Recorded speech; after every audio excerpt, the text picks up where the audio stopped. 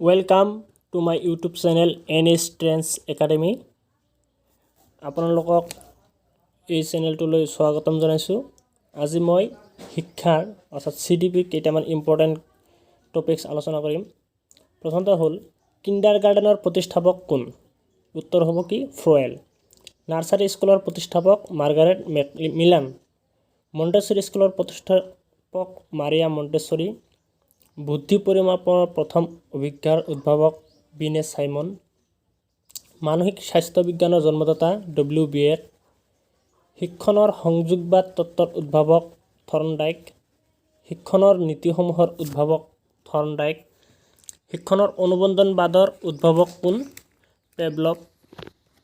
মৌলিক অনুবন্ধনবাদৰ উদ্ভাৱক Ivan Pavlov. আৱেগিক অনুবন্ধনবাদৰ উদ্ভাৱক ৱাটছন। গেষ্টাল্ট তত্ত্বৰ প্ৰতিষ্ঠাপক কহলাৰ। শিক্ষণৰ স্থানান্তৰকৰণ দ্বিকাৰত্ব তত্ত্ব স্পিয়াৰমেন। নীতিবাচক শিক্ষাৰ প্ৰৱৰ্তক ৰছু। শিক্ষণৰ প্ৰচেষ্টা আৰু ভুল শিক্ষণ পদ্ধতিৰ আৱিষ্কাৰক থৰ্নডাইক। পেভলভৰ অনুবন্ধনবাদৰ প্ৰক্ৰিয়াটো ঘণ্টাৰ শব্দ। পেভলভে পৰীক্ষা চলাইছিল কিহৰ ওপৰত? কুকুৰৰ ওপৰত। মেৰিয়া মন্টেছৰী ক'ৰ মানুহ আছিল? ইটালীৰ। শিক্ষা মনোবিজ্ঞানৰ পিতৃ কোন? পেষ্টালজি। মনোবৈজ্ঞানিক আচৰণবাদৰ মনোবিজ্ঞানৰ নতুন ধাৰা হিচাপে প্ৰতিষ্ঠা কৰিছিল ৱাটছন। গাইডেন্স এণ্ড কাউন্সিলিঙৰ লগত জড়িত কোন? জনছন আৰু মৰিছ। আগ্ৰহ হ'ল মনোযোগৰ সুপ্ত অৱস্থা কোনে কৈছিল? মেকডুগাল।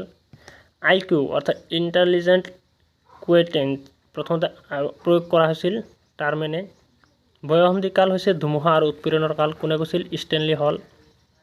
ডেল্টন পদ্ধতি কোনে আৱিষ্কাৰ কৰিছিল? হেলেম পাৰ্কহাৰ্ষ্ট। প্ৰকল্পপতি কোনে আৱিষ্কাৰ কৰিছিল? কিলপেষ্ট্ৰিকে। আৱিষ্কাৰক পদ্ধতি কোনে আৱিষ্কাৰ কৰিছিল? আৰ্মষ্ট্ৰং।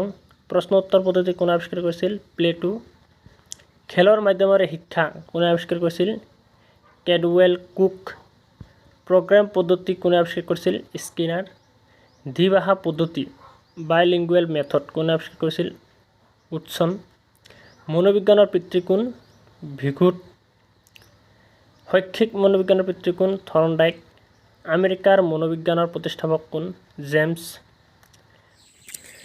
মনোবিশ্লেষণাত্মক কোনে আৱিষ্কাৰ কৰিছিল? ফ্ৰয়েডে।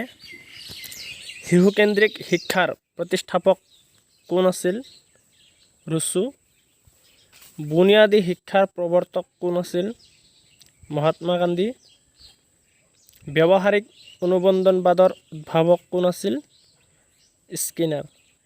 গতিকে ছাৰ বাইদেউসকল এই ভিডিঅ'টো চাই আপোনালোক কেনে পাইছে?